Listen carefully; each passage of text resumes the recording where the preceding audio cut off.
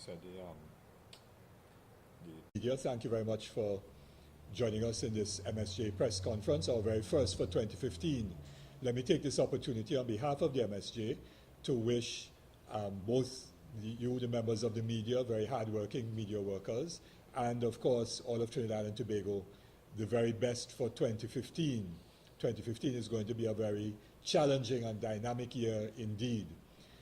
We decided this year, rather than doing a traditional New Year's message, which tends to be rather short and, fluffy, people wishing everyone Happy New Year and so on, to instead do a more in-depth analysis of the state of our republic.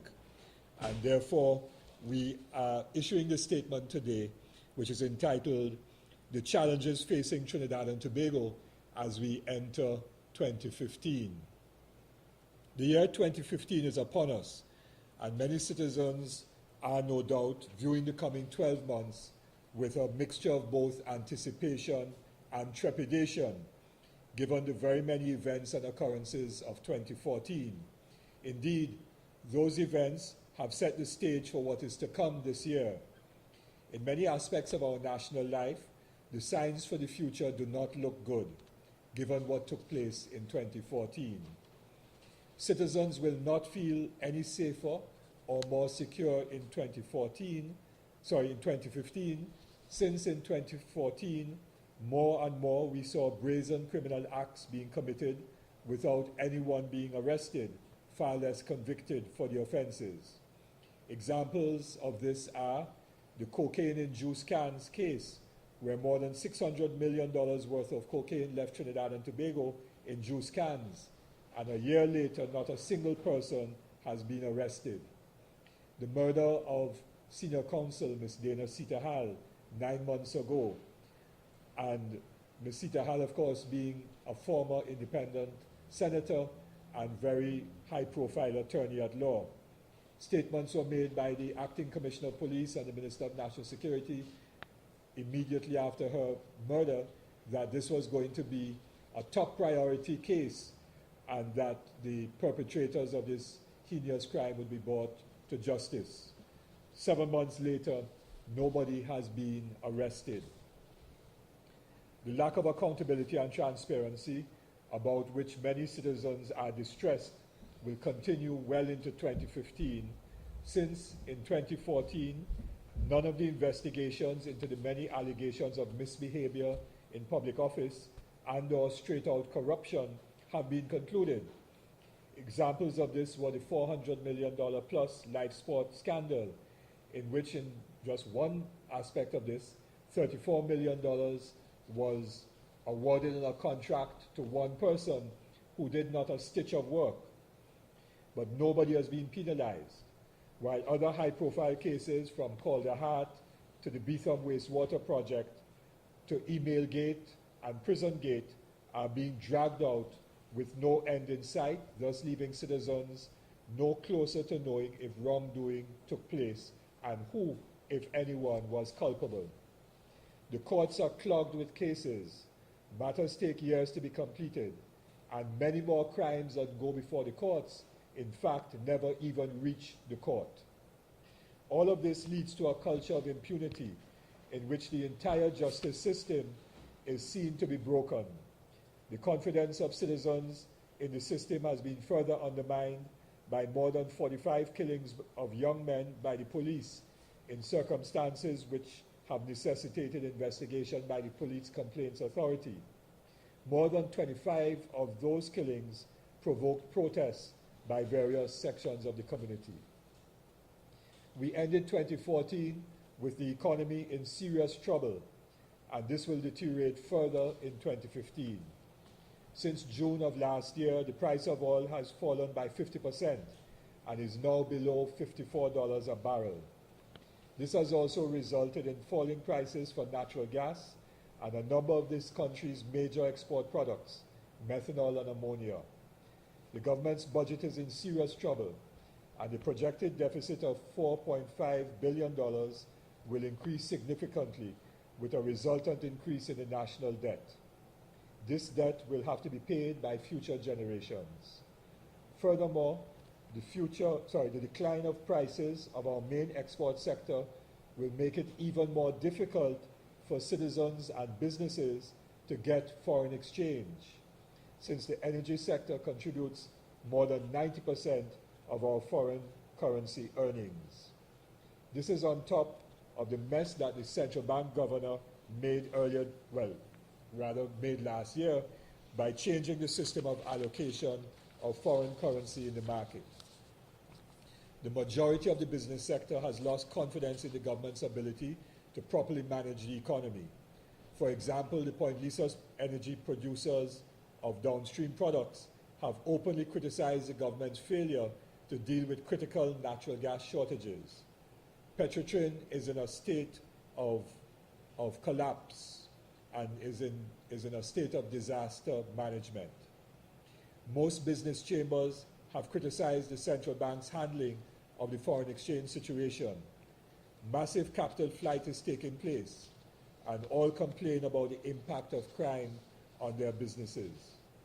In spite of the increases in the minimum wage and old age pensions which kick in this year, the majority of citizens will not be better off in 2015, since the cost of living is starting to rise rapidly again, thus eating up all the increases in the dollar income.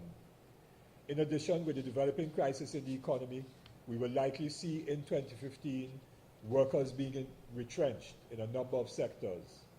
Industrial relations will worsen, given that the state adopted in 2014 a very hostile position towards important progressive sections of the labor movement. For example, the state appealed industrial court judgments at T&Tech, NP, and Petrotrin, and offered zero or low wage increases at major enterprises.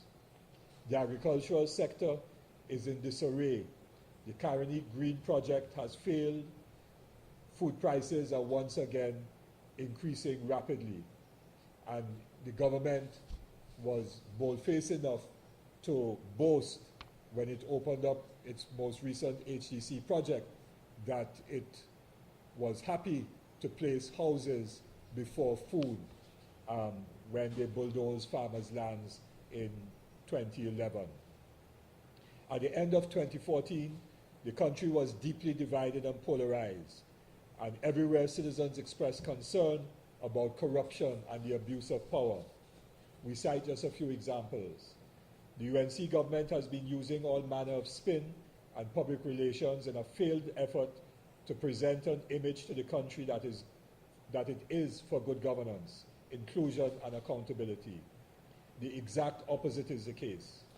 Thus, the grant of $55 million to churches at Christmas time is not about recognizing religious diversity, but a crass attempt to buy influence.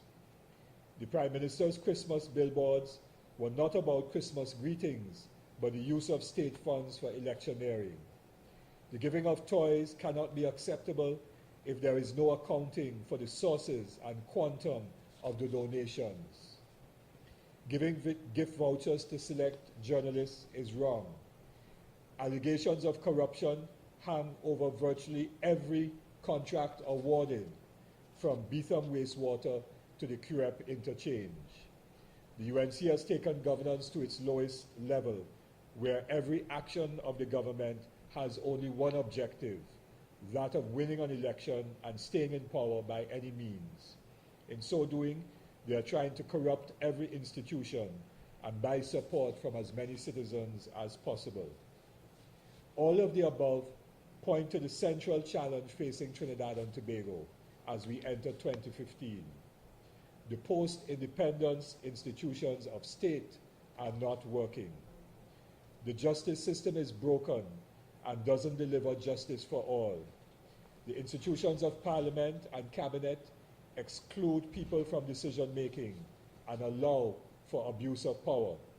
The institutions of the police service cannot catch the big criminals, white-collar or violent crime, and murderers, and bring them to justice.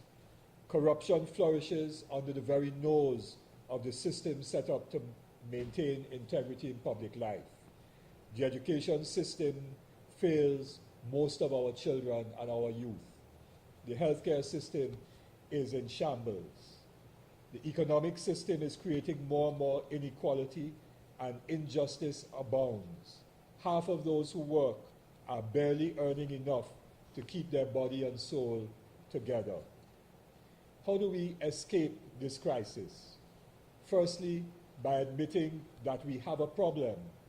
It is somewhat akin to someone who is an abuser of substances, alcohol or illegal drugs and so on. They first have to admit, if they want to recover, that they have a problem. We must look ourselves, Trinidad and Tobago, in the mirror and see the truth. Secondly, by recognizing that we need to bring about real change and not fool ourselves or allow ourselves to be fooled by the illusion of change created by public relations and spin doctors. Thirdly, by having courageous and visionary leadership.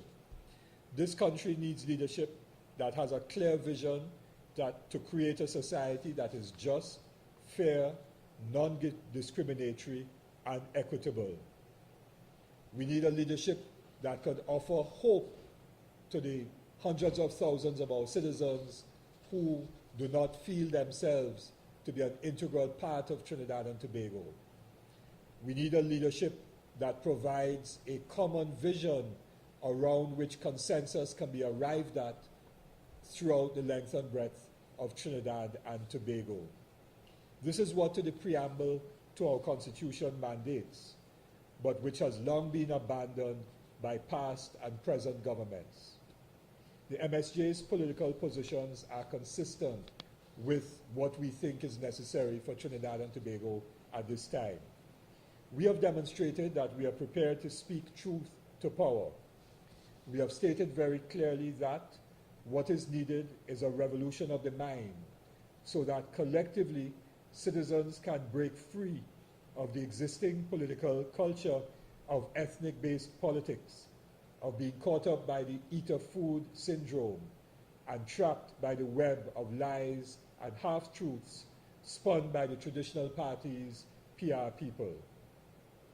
We have stated very clearly that the First Republic is finished.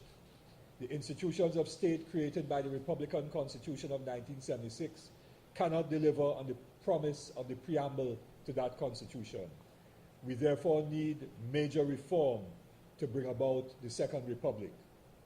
And we have also stated that there needs to be very clear policies and programs to take the country forward.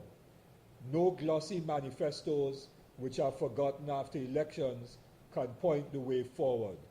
The MSJ's draft policy document, 21 Visions for the 21st Century, seeks to offer vision, policies, and programs for the Second Republic. The MSJ, therefore, will be engaging in many political activities towards addressing the challenges which Trinidad and Tobago faces in 2015. Towards the end of last year, we began the process of engaging with a number of important interest groups. We met, for example, the Trinidad and Tobago Chamber of Industry and Commerce, their executive directors. We met with the Energy Chamber of Trinidad and Tobago, the executive directors of that chamber. We met with the Joint Trade Union Movement, as well as a number of individual trade unions. And we have commitments to meet with a number of other business, NGO, labor, and religious organizations going forward in the new year, as well as important individuals, community groups, and other sections of the national community, because in our view, a very, very large number of people in this country, 1/3 of the country or more, is not happy with, nor are they going to support either of the two main traditional parties in the forthcoming elections. 1/3 of the country has been disillusioned with the politics of the old. 1/3 or more of the country is of the view that the institutions of state are not working and that we need something new in Trinidad and Tobago to create a just, equitable, fair, and non-discriminatory society. And it is to that third constituency that the MSJ will be working with, speaking with, and seeking to mobilize as 2015 progresses. Thank you very much.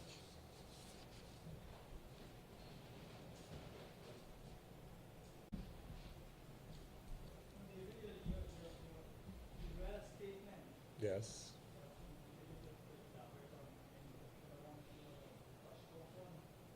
Well, I mean, the statement couldn't obviously address every single issue in the country because we'd be here all day. But certainly we pointed to 3 critical areas of crisis. One, the economy, falling oil prices, and you know we had media conferences in 2014. The first one was, I think, around the 11th of November, where we pointed to the need for the government to address the issue of falling oil prices in a serious way.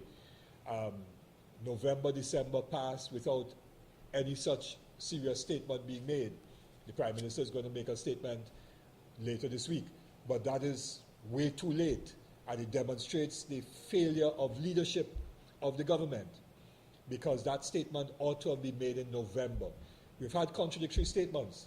A few days ago, the acting Minister of Finance and Minister of Planning, Botiwari, said no constituency development fund in 2015. In today's newspaper, Prime Minister says constituency fund of $410 million is a priority. The government is in disarray. They have no clear policy. There's no vision. They cannot lead this country through this crisis that we are facing in the economy. With respect to the situation of governance, none of the traditional parties are prepared to say that the institutions of state have collapsed and therefore we need to go to a second republic. The PNM brought the first republic into being and is wedded culturally to that republic. They can't break free of that. They can't bring about major reform. The UNC likes it the way it is because it allows it to abuse power and office while giving the illusion that it is about inclusiveness and more democracy and so on. But really it's consolidating its wealth and power behind the existing systems of governance. And so it will not change fundamentally those systems. Only the MSJ is prepared to challenge the institutions that exist, challenge the status quo, and bring about change.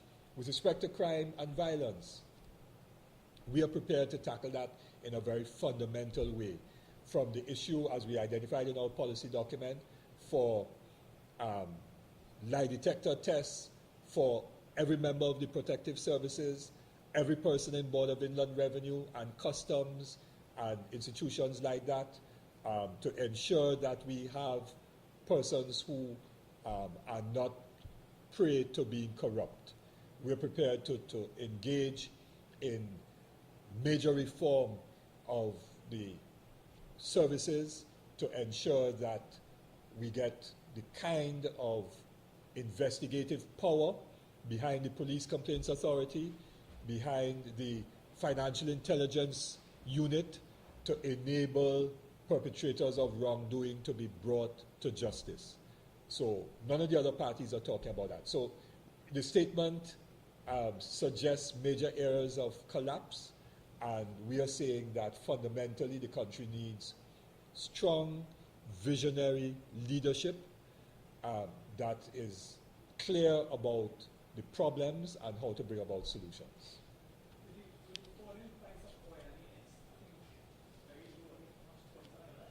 It's below 52, about 52, yes.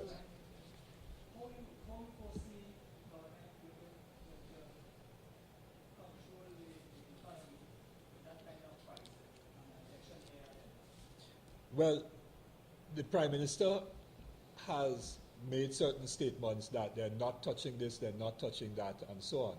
So having made those statements, she's kind of boxed herself into a corner. We don't know really what the government is going to do.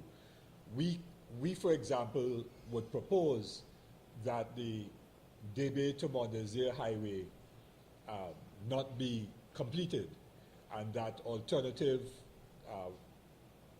solutions to the traffic problems in those areas be implemented at a much lower cost, and so on.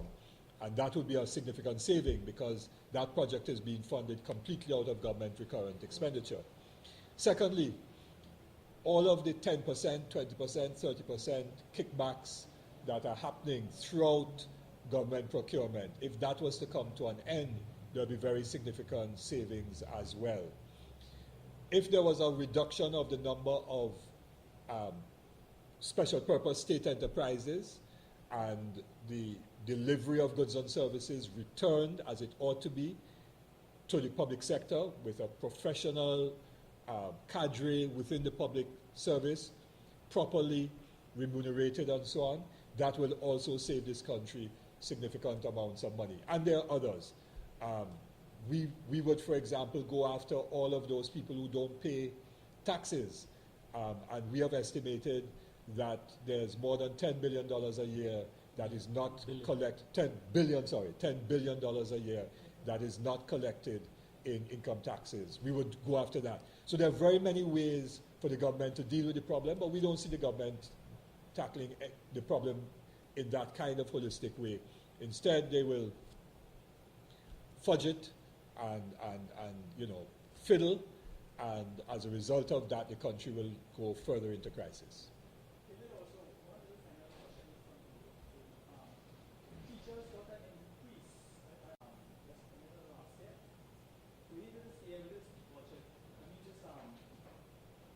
Oil price dropping, could you see they reaching that commitment that they spoke about, that they said they were going to give these teachers, and then they... Well, the government has no choice but to honor the agreement that the CPO signed with the teachers. And of course, there'll be similar settlements for public servants, because obviously public servants will look at what was settled with teachers and so on. So I have no doubt there'll be something similar with public servants. The government has no choice but to honor that. And that is why what is also required is a clear understanding of how the burden of adjustment will be shared in an equitable and fair way going forward, given what is taking place in the country. This government has no moral authority to engage in any discussions with stakeholders around that issue because of the waste, the mismanagement, the corruption, and so on. They really have no moral authority to engage in that discussion. And only a leadership that has that moral authority can bring stakeholders together in a process of discussion to arrive at how we deal with the adjustments that are necessary going forward.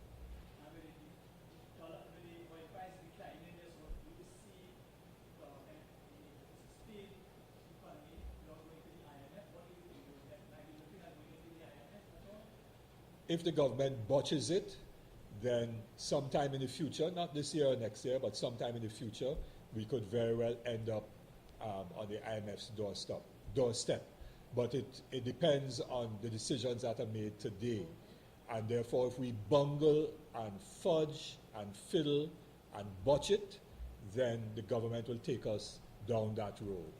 And that is why we say we need to have leadership that is visionary, that is clear, that has proper policies and so on, and that could mobilize the entire national community to rally around a set of policies and a vision to take the country out of the crisis and into a better place. One last question. I thought the last one was the last one. I know the last one is the last one. You talked about the highway, highway.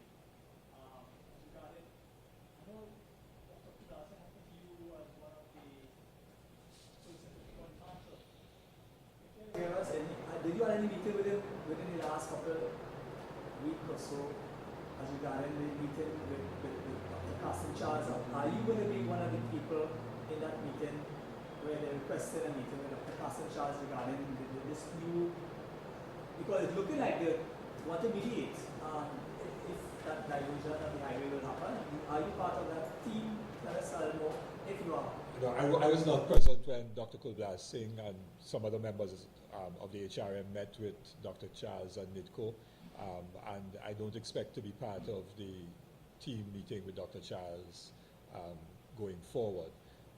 However, if there is a possibility of the optimum connectivity proposal put forward by the HRM, getting serious traction with NIDCO. That would be very good indeed. We await to see how that process unfolds. I mean, you know, seeing the statements issued by Dr. Kublai Singh around this, and we hope that this matter can be brought to a positive conclusion. I last met with him about a week or so before Christmas. So you were part of that mediation? Well, I don't know if there's mediation taking place. There's a bilateral process. There are discussions between NIDCO and the HRM. That's bilateral. There is no mediation in the sense that there's no third-party independent mediator involved in the process up to now. You are part of that process? I have not been part of the last meeting with NIDCO and the HRM. No, I was not part of that meeting. I'm aware of it, but I wasn't part of it. Okay? All right. Okay. Any other from the other gentlemen? No? Okay. Thank you very much. We will send out the statement by email as well. Okay? You will certainly the press would have that, and then your editors would have it as well if they need to have reference to what we said. Let me just introduce the members of the party executive who are running. And yesterday we had a very successful party executive meeting yesterday afternoon, and finalizing our plans for the new year. And today we have Ife Smith, who is our youth officer, head of Youth for Social Justice. Am I right? Yes. And on my left, Gregory Fernandez, our party PRO. Yeah? So other members of the executive are busy doing other things today, and we have a number of other meetings later on today as well. Thanks.